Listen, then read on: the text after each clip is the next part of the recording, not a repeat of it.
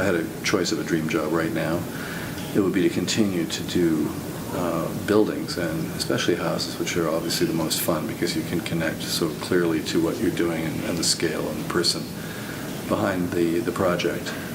Would be that, and also to teach architecture to especially younger teens and even 20-somethings, because I think it's a really interesting business that synthesizes so many aspects of design, sculpture, form, material, color.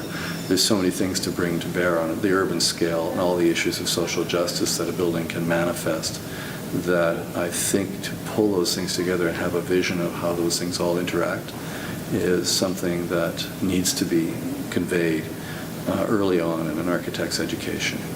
And I think it's useful for everybody to understand it.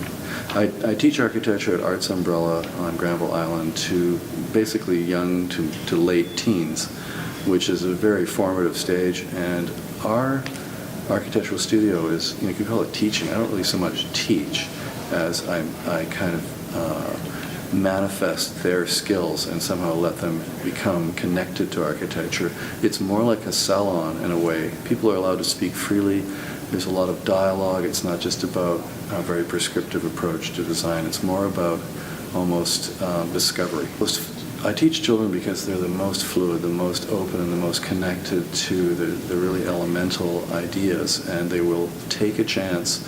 They're not as circumscribed by cultural or personal boundaries, and they will do things that other people would not consider to do because they would be embarrassed or they'd think it was it might look bad on their resume or something. These guys are much more, the kids will be much more free.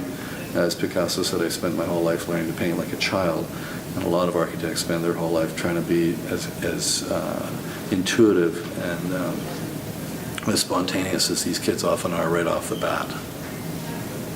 If I had a closing statement, it would be that I think architecture should be part of everybody's consciousness and thinking about cities. It's not just trees that you're walking through in a forest.